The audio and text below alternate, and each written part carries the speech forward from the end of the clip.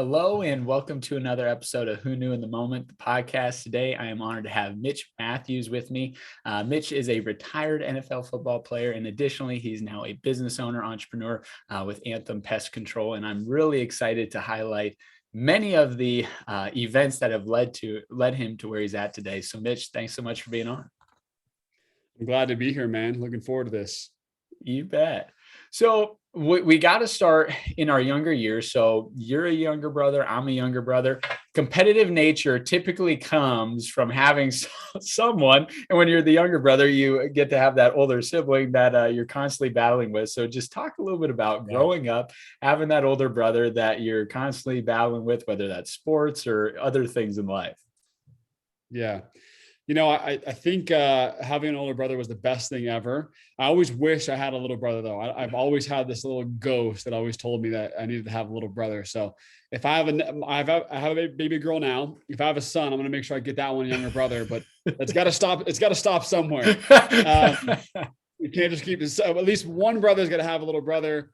Maybe the younger one's going to have one. I don't know. But I've always wished I had a little brother because it was so cool for me to be the little brother of a good example. And my older brother was always a superior athlete to me growing up, middle school, high school. He was that man child that was like 200 pounds in like freshman year of high school. Yeah. That was like the Bo Jackson of our high school. Right. So I think that's where I developed my competitive spirit. Him and I compete, whether we're playing Halo, which I never play video games ever, whether we're playing Halo, whether we're playing horse and basketball, or, we played football together at BYU. We competed ruthlessly. And if you ask our friends, we're the most competitive people on planet Earth.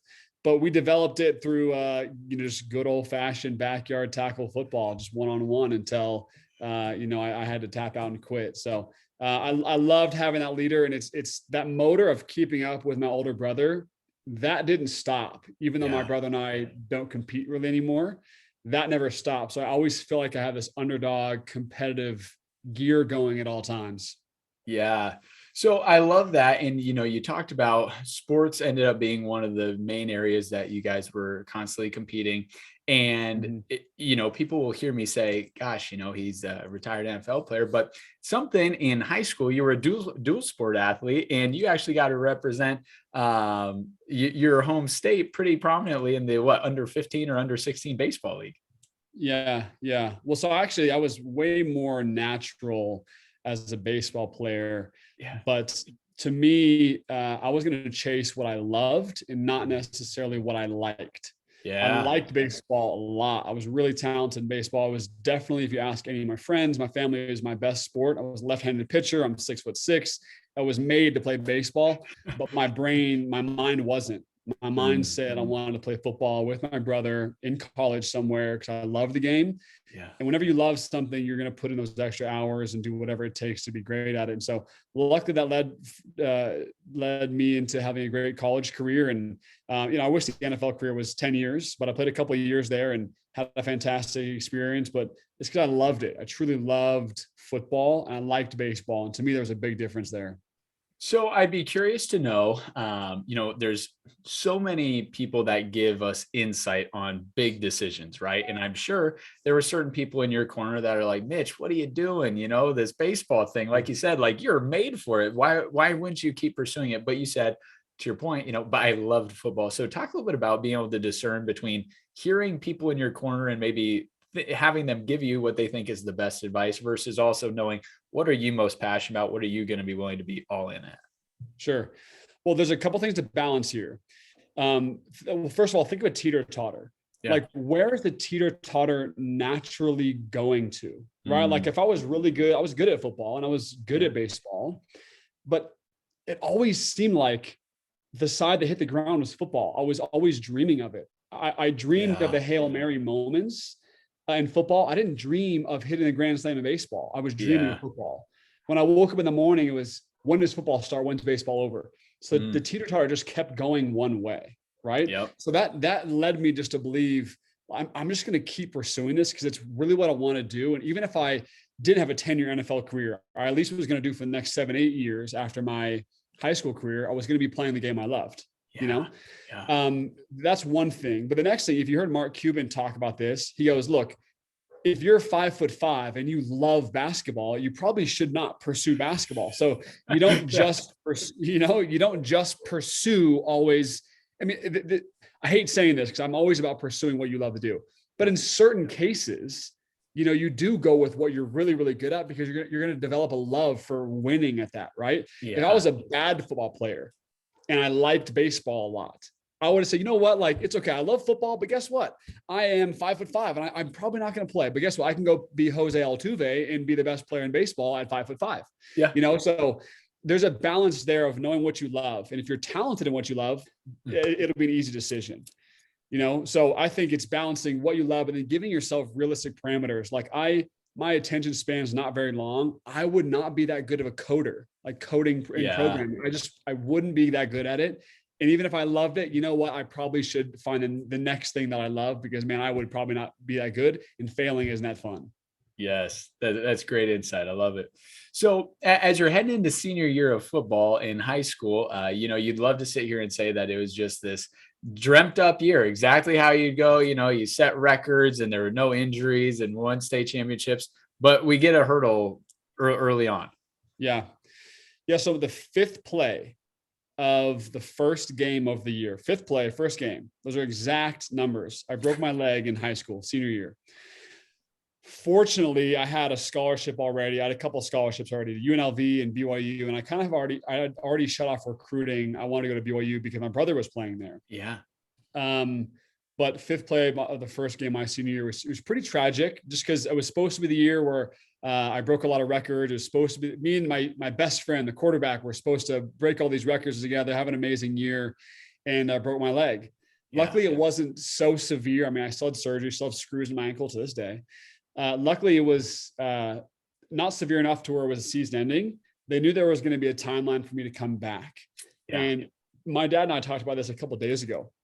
We were 3 doctor's appointments, 3 rehab appointments a day for the next 6 weeks and 5 days. And I was able to play in a game 7 weeks after breaking my leg, just because we were ruthless about getting back. The bone growth stimulators, the massages, the rehab, the stability. I mean, you name it, we did it. And it got me back, and I was able to play the last 7 games of the season. We won a state championship, and that story was pretty formative for me as an athlete and as a young man. I had plenty of micro injuries in the NFL and in college, but the get back on your feet mindset was really instilled from those times.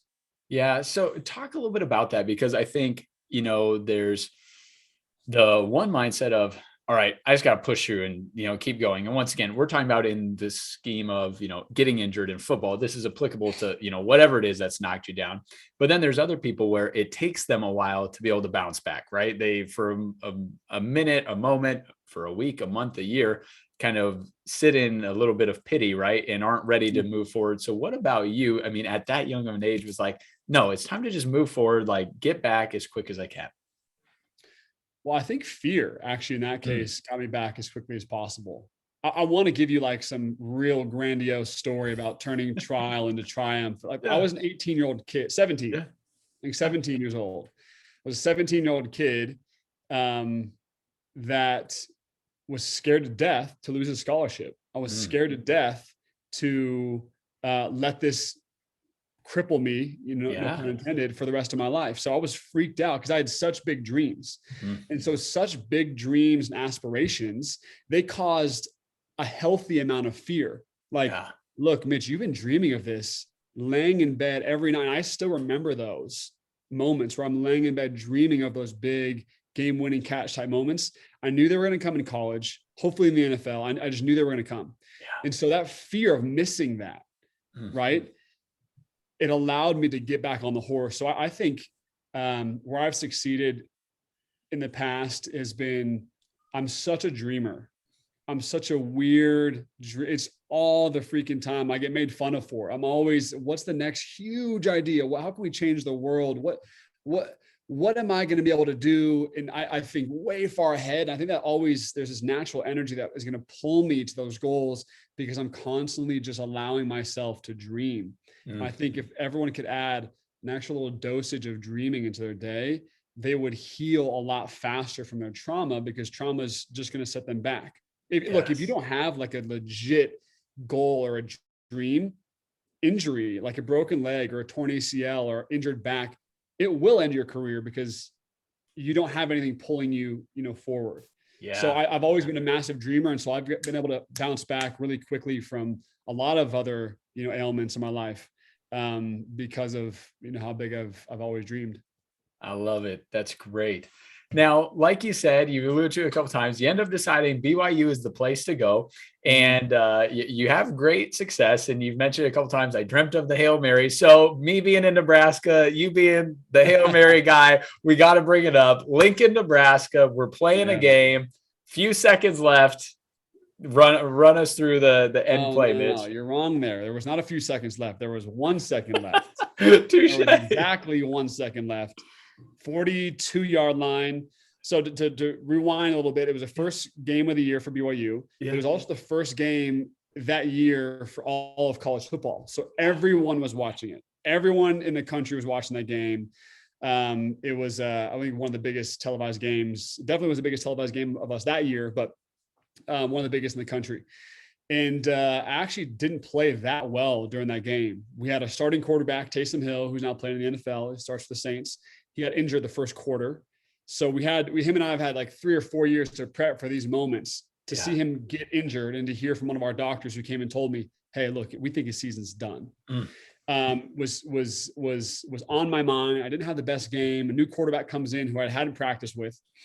But he turned out to be fantastic. But it was a whirlwind for me. It was a whirlwind for the team. And I actually didn't have that great of a game. And I remember feeling like I need a moment to turn this whole thing around. Wow. Now let's fast forward. So there's 1 second left on the 42-yard line. Believe it or not, most teams actually practice a Hail Mary moment. The play was called Big Ben. Big Ben. And then chopping the axe was the hand signal from the sideline. Big Ben means all of our biggest players came in. So me, I'm 6'6", another 6'6" guy, 6'5" guy. All the big guys came into the game. And that's when we knew we've kind of practiced this. It was a silly thing to practice a Hail Mary. Yeah. Where there's 2 guys on one side, they're running to the back of the end zone. I'm on the other side. And I kind of cut all the way diagonal across to sort of be Escondido, right? And come like last minute, wreck the party. And coach calls timeout. We go over, we talk. And all I remember him saying was, well, this is it. And that's all the advice he gave was, well, this is it. And I remember thinking, man, I've had a bad game. My coach says, this is it. So this really is it. We win or lose. And I wanted to have for my whole entire life, I wanted to have a really defining moment in my career. One that I remember forever, but one that I, really helped the team succeed in a moment where the odds were very slim. I remember as a kid, like I said before, I had dreamed of the game-winning catch. I can remember those dreams. I remember laying in bed, not being able to sleep, chills at night. I'm going to do something like that. And I remember thinking, this is my opportunity. In a Hail Mary situation, you can never say, I'm going to catch this thing. Like it's 100%. Like you can in other situations. But I told myself this is going to happen. So I run on the field, wobbly ball into the wind. And fortunately, it was 1 yard into the end zone, barely made a pass, came down with this thing. But as the ball was in the air, I remember specifically seeing what I saw in my dreams when I was in high school and in middle school. And so they say that, I don't know whose quote this is, but they always say that, it has to happen in your mind before it happens in reality. And that was one of those moments where that was, and I have chills on my arms right now. That was one of those moments. There we go. That was one of those moments where I promise you, I as the ball was in the air, I remember thinking, I've already seen this a million times. Yeah. This has happened in my mind. That's the prerequisite number one. The next step is just go make the thing happen. Yeah. Right. So I jump up, there's 2 defenders behind me. I'm a big body. And I purposely put my legs really wide, almost doing a split so they couldn't run around me, and bat the ball away. Get my shoulders as big as I could. And I never caught the ball with my body ever. I hated it. It was too awkward. But I said, in this case, I'm going to have to, because if I catch it with my hands out here, they have a chance to knock my arms down. Yeah. And the refs are not going to call a PI. And if you watch that play, they should have called a PI. So I caught the ball, kind of cradled it in between my neck and my bicep and my hand. I just kind of like breadbasketed the thing. It came down with it. I remember having to lean back and just to make sure I was in, because that would have been the biggest disappointment of my life, to be 6 inches short. Yeah. But the key here was I'm not even kidding you, man. I had dreamed of that moment my whole life. And so I had practiced that play in practice probably 10 times, but I had practiced it in my mind probably 1,000. And so in that moment, I was calm. It wasn't like, oh my gosh, this is nuts. The stage was actually pretty calm because I'd practiced it 1,000 times. Yeah. So that's so good. And it's interesting you say that. I was talking to a gentleman named Rich Davini, who's on the show, and he's an ex-Navy SEAL. And he was just talking about how oftentimes mentally doing the repetition can physically reduce stress and anxiety, right? Because you've been through that situation, you've walked through that exact scenario before. So when it happens, you're ready for it, even though you may not have ever had that real life happening before. Mm-hmm. So there is some actual, psychological proof to that is effective and impactful. And as anything you do, like if you catch yourself not ever thinking about your business or your team, then when it comes time to be a leader, it's probably not going to happen. Yep. But if you thought about that big speech 1,000 times, you've rehearsed it, whether you didn't even say it or not, Yep. but in your mind, you've rehearsed it 1,000 times. When you get in that stage or when you get in that meeting or that pitch meeting, there's going to be a sense of all inness. There's going to be a sense of, I need to make this work, oozing out of you because you've dreamt of it too many times. And I think that starts to establish your worth as well.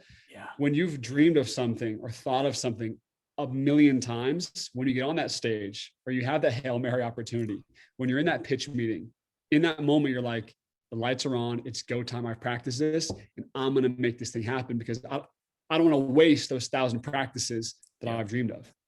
That's so good. Now, another pivotal moment in something that happens while you're at BYU is there's an attractive soccer player that catches your eye. So Right. talk a little bit about, how you guys got to know each other and how that flourished. Yeah. So I'm not joking. I always say this and people think I'm joking, but she is 100% a better athlete than me. So she played at BYU, heavily recruited in high school, but went to BYU. She's from, here in Salt Lake City, Utah. And she has this like freak athlete-ness about her. When you watch her play on the soccer field, all those girls are great athletes. BYU is always one of the best soccer teams in the country. They got second in the nation this year. And just to watch her against everybody else, it's a step above watching her. And so that, I got to be honest, is what caught my eye. I was like, you know what? They've called me slow, even though I wasn't. They've called me slow for so many years. That's the fastest girl I've ever seen in my life. I want that one. And it just so turned out that she happened to have a really cool personality as well. But the honest truth is I saw her, in person in her sport first. And then, meeting her was easy. We went on one date and then, we every single day since today we've been together. So it was very seamless and easy. But after soccer, she was first team all conference. Then she went and ran track for BYU as well and was, the fastest girl at the school. So just a freak athlete, but even better mom, even better person. And it was the best decision I've ever made in my life. Well, good genetics are certainly getting passed on to your children. So BYU better already have a scholarship for your daughter. Just it'll be an unnamed sport. It's just, whatever you decide you want, here's the full ride. Put it aside. We'll snag it when she's 18. I love it. So as you're progressing and getting through and, finishing up at BYU for football, I guess the resume has been built, right? And all of a sudden making the NFL and competing in the NFL is going to be a real opportunity for you. So talk about going through, kind of the postseason pre-draft combine type, workouts, getting ready, and then also, entering into the Chiefs system. Sure. Yeah, this is a long story. I'll try to cut it down as fast as possible. But to my surprise, I genuinely thought I was going to be drafted. BYU has a stigma. We're a little bit older, which we are in most cases. And so a lot of times the stigma is, they're kind of old fruit, right? I started a 2-year church mission that I took instead of playing, my first 2 years of college. And I'm a little bit older. And so, up until the draft, I had some pre-draft visits to the Packers and the Chiefs. When you go on those visits, it's supposed to mean it's big news. Like those guys really want you. You're either their first undrafted pick or you're, 4th through 7th round guy. And so according to my agent, I was probably going to get drafted. I was so excited. Yeah. And the draft day came. I knew I wasn't going to be a first or second day guy, but day three, I was almost certain in my mind. Yeah. I had Coach Mike McCarthy, the head coach of the Green Bay Packers, call me multiple times that day, say, "Hey, look, we might draft you right here. We might not. If we don't, though, I want you to come to the system." Andy Reid, head coach of the Chiefs, saying the same thing. And the fifth, sixth, and then the seventh round go by, and I didn't get that call. The second the draft's over, though, I got a 10 plus calls from different head coaches or different general managers, in a sense, recruiting me, right? Yeah. Because I'm kind of just open on the market. Yeah. And I decided to go to the Kansas City Chiefs. They paid me well. It was a good sign that they really, really wanted me. Yeah. And I'll get into why that was the worst decision I've ever made in my life. But I get there to Kansas City. Yeah. And of course, before I got there, the reason why I made the decision was I thought I can go in there and play right away, because they had this guy named Tyreek Hill that was supposed to come. No one knew who he was. Right. Yeah, right. So I go there. Tyreek Hill and I ended up being roommates for a training camp, a good buddy of mine. And he ends up being, one of the best players in the world to this day. Yeah. Yeah. Right. And so if I could go back and choose again, I would go back to the Green Bay Packers, who have played and started 4 or 5 undrafted free agents in their system in the last 5 years. The Kansas City Chiefs, the same 2 guys they drafted my year, are still on the team and still starters. So terrible decision by me, but it's one of those ones where hindsight's 2020. No one had any idea Tyreek could be Tyreek, and the other guy would be him. But I was able to be there for 6 months. They released me after training camp. I went to the Browns after that. I was in their practice squad for a while. Then I was in the Minnesota Vikings. Then the next year I was with the Miami Dolphins. Had a fantastic experience, but hurt my hamstring on the Browns and couldn't stay healthy. I was weird. In college, I seemed to stay pretty healthy. Yeah. But in the NFL, I couldn't keep that together, which is frustrating. And it taught me a new level of resilience to be able to go and learn a new playbook, get injured, come back, go work out in front of the GM, the head coach for all these teams, and show out and do well. And they say, "I want this guy," and you go on that team. And those are some super high highs to be wanted. And then they call you and say, "Hey, look, we got to go in a different direction." It's the lowest low of your life. Yeah. But it taught me some great things. I was able to play the game I loved at the highest level against the best players in the world. To say I made it there was fantastic. Of course, I wish I would have, played 10 years, but to say I made it there, played there, had a great experience, it's some moments I'll cherish forever. Yeah. So you just kind of hit on it, and I don't want to breeze past the whole NFL. We're going to rewind a little bit in a minute, but since you just hit on it, let's parlay into it. And that is, there have been so many moments in your life where the anticipation of what's to come is super exciting. And then there's followed by this down moment. And then quickly thereafter, you have to jump back up to see another favorable moment, right? We had going into senior year, really excited about what could be possible, break the leg, but you bounce back, get a state championship. Really excited about career at BYU. Things are going really well. Think we're going to get drafted. It doesn't happen, but we bounce back. We can make a roster. And then there becomes this 1 month in your life with your mom's health, wedding, and the NFL that I think just kind of is probably the utmost of exciting things with a low moment, but you have to bounce back. So talk a bit about that month of time for you. Yeah. I'm happy to talk about it. It's one of those moments where I wish the story was a little bit different. I wish my defining moment was catching the game-winning catch in the Super Bowl with my whole family in attendance. And that was my formative moment. Yeah. But for me, the way God had it planned out was mine was going to be a little bit different than that. Yeah. My formative moment was 3 days after I got signed by the Kansas City Chiefs. My mom got diagnosed with terminal cancer. I told her in that moment, I'm like, I quit. Like, I'm done with that. Football's over. I'm not going to she's projected to have 6 months to live. I'm supposed to be on the Chiefs for the next 6 months. Like, I'm not going to go out to play football and watch you pass away over Zoom. Like, that's or FaceTime. Yeah. It's not what I'm going to do. She didn't let me quit. So I went out there and played. It was tough. There was practices, man, and workouts where I'm like, what am I doing here, man? Like, what is, like, I should be home, Yeah. I think we all have those moments. Mm-hmm. Fortunate for us, she lived 11 months instead of the 6 that she was projected to. So we got, a great year of goodbyes and time. But for 5 or 6 of those months, I was in a different state, doing everything with Maddie, my wife at the time. She's my girlfriend. Yeah. For 6 months I was gone, just doing things over FaceTime. I'm missing my wife's game or my girlfriend's games. Yeah. I'm missing my mom who's losing her hair and in a wheelchair. And it's just like, this thing should be different. Like, what is going on? Ended up getting released by the Chiefs. Was the rest of that in 2016. I was in the Browns for a good while. And things sort of took a turn for the worst after I got released by the Browns. We got news that my mom was already going bad, and things were starting to get really, really worse, and the cancer was spreading rapidly. I got picked back up pretty quickly by the Minnesota Vikings, and I had been with those guys for about a month and was out there traveling back and forth. And, the coaches were great about flying me back and let me, miss a week for some big events. Yeah. My wife and I got engaged. We had a short engagement. My mom was getting really sick. I was playing football in the NFL. My wife was doing finals.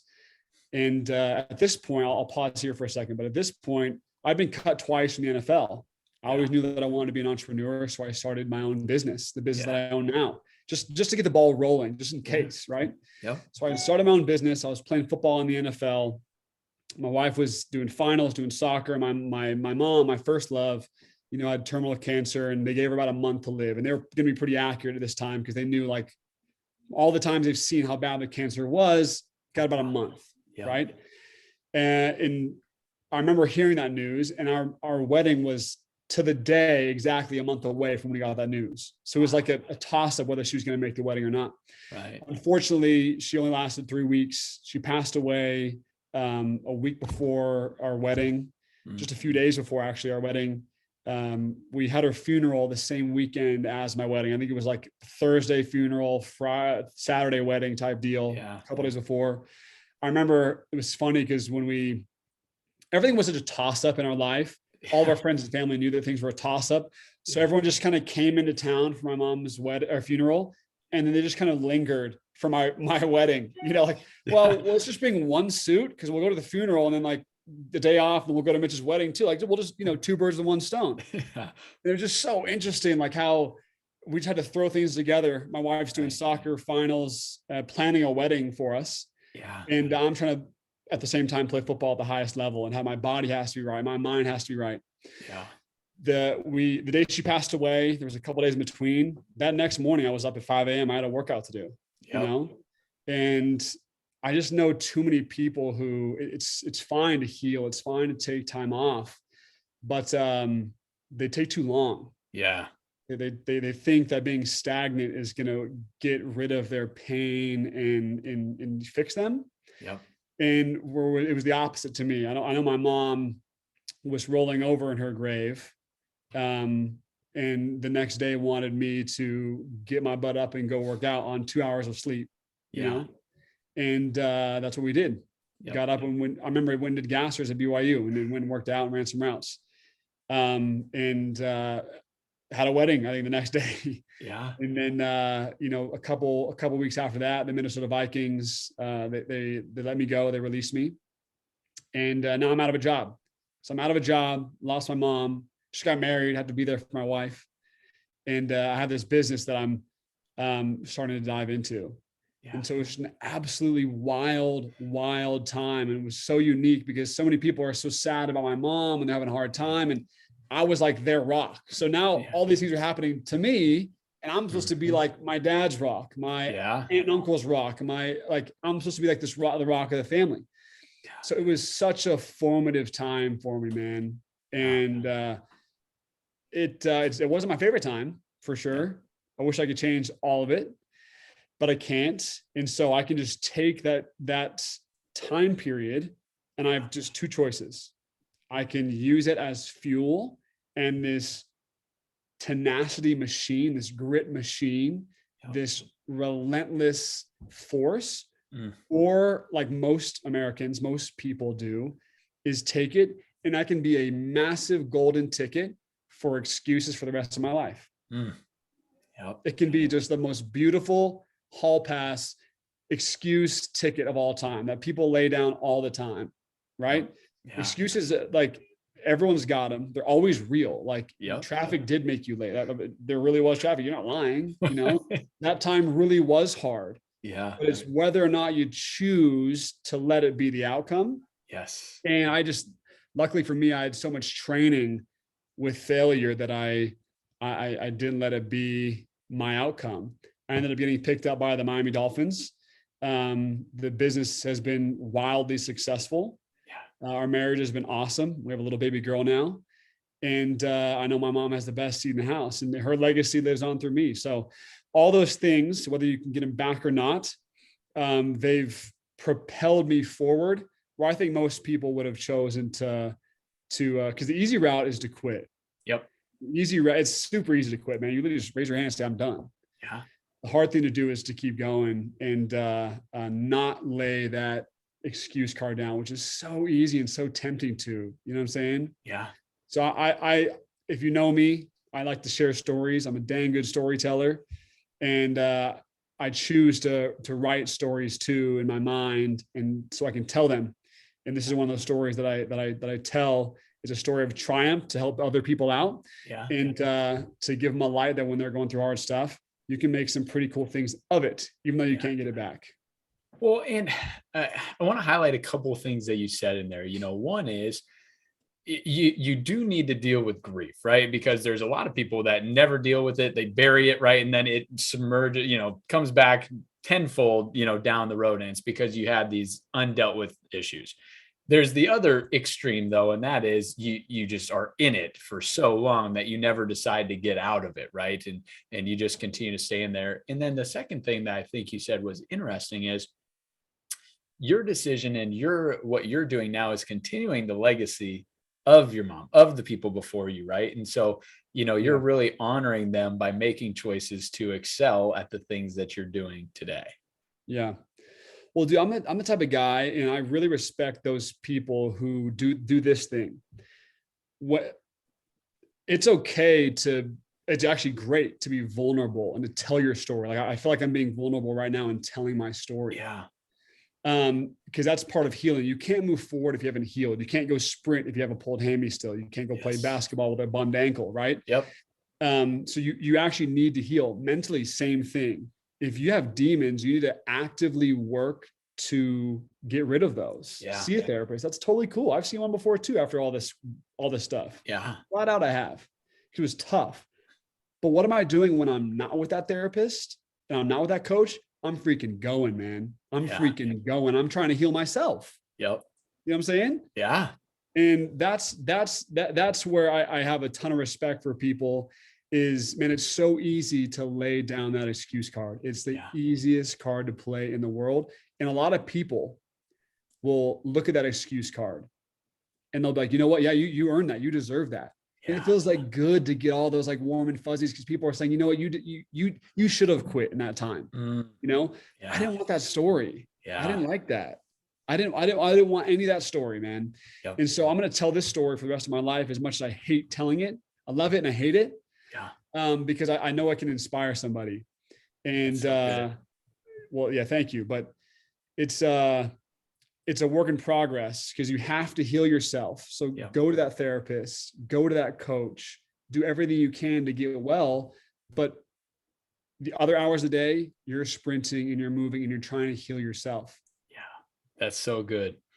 So as you mentioned, in your career, you decided, hey, I want to start this business. And once again, I alluded to it earlier. It's a pest control business. So maybe not the thing you would naturally gravitate towards if you were starting any business, but that's the idea that comes about because of some connections. So talk a little bit about how the business came to be and what excited you about it. Yeah. Well, I had heard about this industry at BYU. There's a lot of guys that go out and do something called summer sales. They go out and they sell pest control for a summer. I never had the time to do it because I was always focused on ball. Yeah. After this is over, I got approached by a couple of guys who were in the space, who were in the industry, and said, Mitch, you'd be really good at this. And I said, look, guys, I'm not going to join your team. I would love to start one with you though. So how about we all, you guys, you leave your pest control company, you leave your sales company. I might be done with football. I might not be. So we have to work with that first of all, but let's start this business.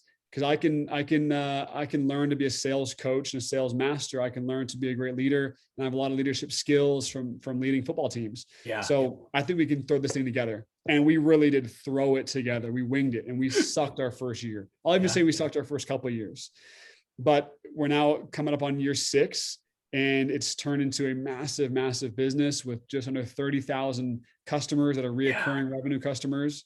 And it's gone really, really well. And it started at the worst time of my life, the worst time of my life, still to this day. And so that's how it started. And it's we're in the momentum stages of the business where you go to sleep at night and the business is still working. We're, the first couple of years, it wasn't like that. Right. So we're trying to enjoy ourselves. We don't let success pause our grind.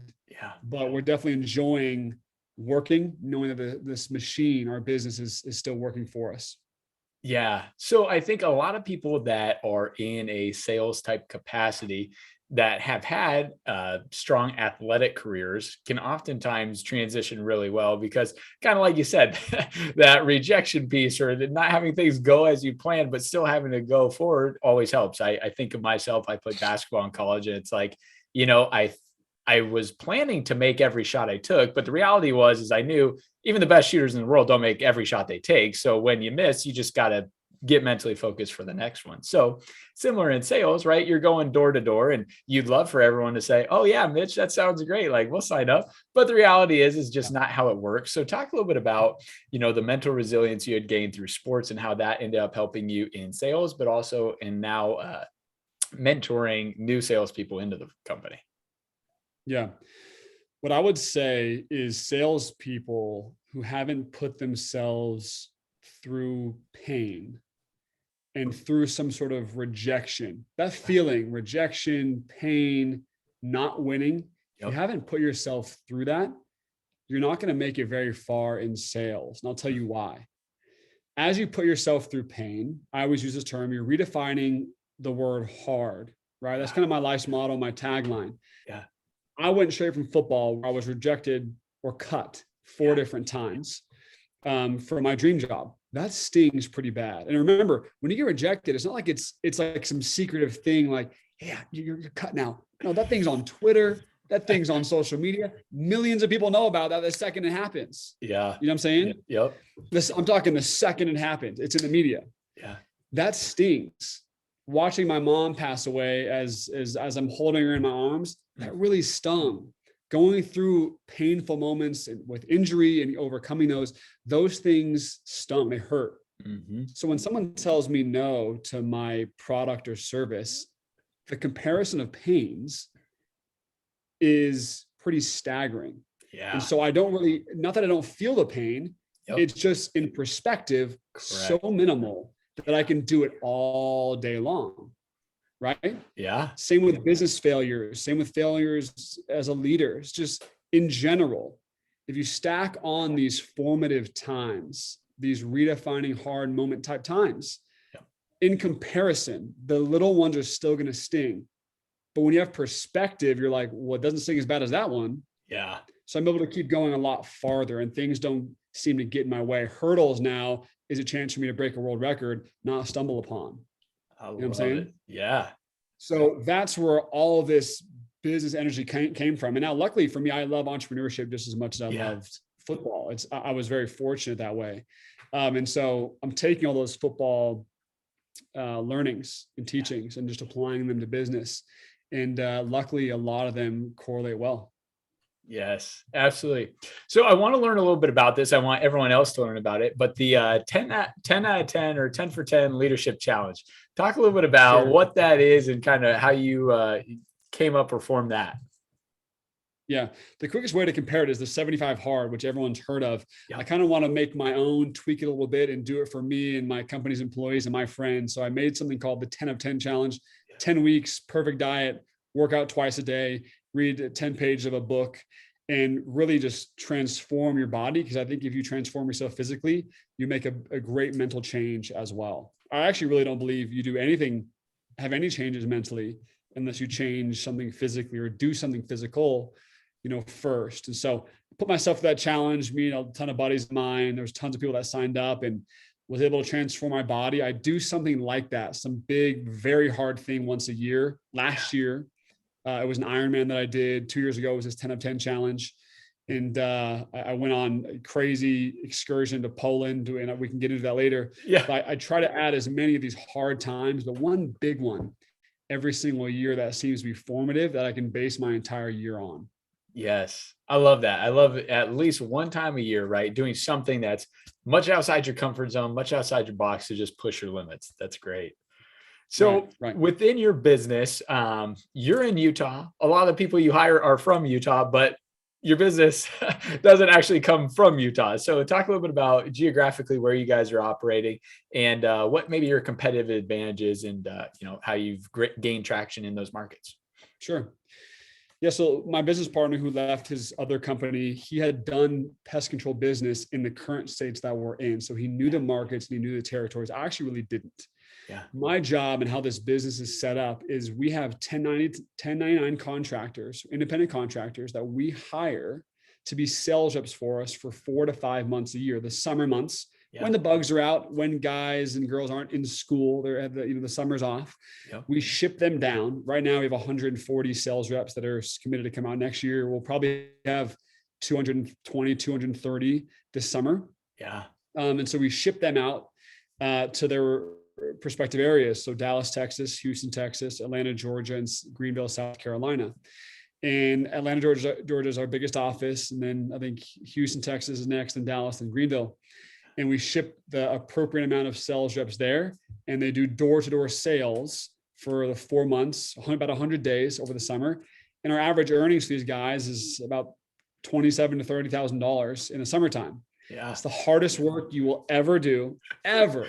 Hardest work ever. I worked my tail off, and this job is hard because you're working your tail off physically, walking all day long, 10 miles a day, then also getting rejected all day long. And it's pretty crispy hot down there too. Yeah.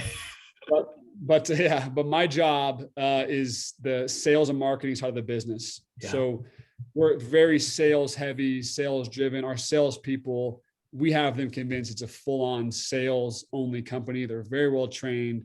They're absolute savages. These guys and girls are just so top notch.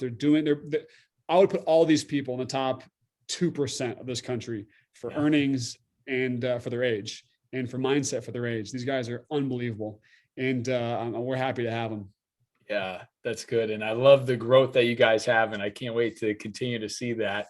And so we'll wrap up with one of the excursions you talked about. So this trip to Poland, and that's how I got more familiar with Mitch Mathews, is you attended with Lewis Howes. But talk a little bit about, what inspired the trip, and then maybe one or two takeaways that have been formidable for you, but also things that maybe have changed the way you've thought since you've gotten back. Yeah, that trip was an amazing experience that has bonded a lot of us men together that went, because it was such a unique experience and such a difficult experience. Right. So how it all happened, there was 13 of us, the 13 Icemen, that went out to Poland where Wim Hof lives. If you don't know who Wim Hof is, you'll quickly find out, but Google him. He's the Iceman. He has like 20 plus records of ice related Guinness World Records, like doing a marathon around the base of Mount Everest barefoot, or the longest swim under ice of all time, or 3 hours, up to his neck in ice. The man is nuts in a perfect way. Yeah. So all 13 of us Icemen went out to meet him. Only one of us 13 knew him personally. It was Lewis Howes, and Lewis Howes had Wim on his podcast, and Lewis was told by Wim, hey, Lewis, I want you to bring out a bunch of your buddies. Let's go and have this amazing ice experience. You guys are all influencers. I want you guys to get this message out back in America. Yeah. So we went out there, and we got to experience a week in the life of Wim Hof. Started out by a 10-minute ice plunge, which I had an ice bath before up to my waist for like 3 minutes. Yeah, right. We did an ice bath up to our neck for 10 minutes, which was very difficult, but amazing to get out of that water, hear from this man who's more comparative to Yoda than he is a human being, about all the benefits of this. Yeah. We did one of those every day. He also taught us the Wim Hof breathing method. So it's 3 rounds of 30 rhythmic, deep breaths that put you in this very euphoric and very, in a way, what Wim calls it is high on your own supply. You're almost high on your own oxygen. And you're able to get real deep in your subconscious, and it's very healing. And man, you feel like $1 million. So if you haven't tried it, you got to go try it. Yeah. We would do that to some amazing vegan food, to more cold plunges, into this big crowning event that was this 4-hour hike in Poland in January, shorts only, no shirt. You can wear boots. You can wear boots. You can wear gloves, but shorts only, no t-shirt. So we're hiking this mountain. It was Mount Śnieżka in Poland. It's 4 hours. With the wind, it was like -20 at the top. It was absolutely blistering cold. Yes. And as we're walking, people are, walking down this mountain are also these extreme hikers, and their ski goggles, these massive puffer jackets, these real thick layers on. Yeah. And we're 14 of us, 13 of us plus Wim, walking up half naked on this mountain. And we just felt like superhuman. Yeah. And that was kind of the whole ethos embedded in the whole thing. Was we get back from this trip, I remember feeling like I was actually superhuman. Yeah. I remember legit feeling from the breathing techniques, because from these breathing techniques, I was able to hold my breath for 3 minutes. Wow. You do all this breathing, this rhythmic breathing, and you hold your breath. So now I can hold my breath for 3 minutes. I'm jumping off these cliffs into freezing water.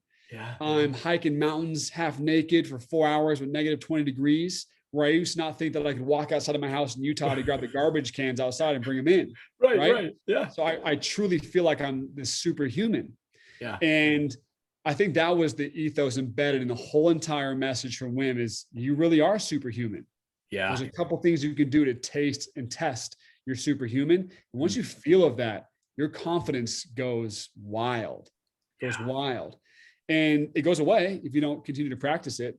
But that's what that trip really taught me is if I went for a week and I legit feel superhuman, what can I be doing on a daily basis, a weekly basis, a monthly, a yearly basis that allows me to be at peak state like this and peak confidence like this? And that was one of those times that was unforgettable for that reason. I love it. Well, Mitch, I appreciate you sharing your story, man, and just all the pivotal moments that have led to the amazing things you've been able to accomplish. And, like I said, I think there's, an underlying tone of excitement for something, it not going exactly as planned, but bouncing back and it does go well. And so, I think there's so many people that'll hear that and say, man, I can relate to this. So I want to thank you for being just open, transparent, and sharing your story, man. And I'm saying a guy like you is probably gonna be 12 months from now. We're gonna have to do episode number 2, just because you'll have so many other things you will have accomplished. But I'm excited to continue to follow your journey and all the phenomenal things you're gonna do. And thanks so much, man. It was super good meeting you, man. You bet.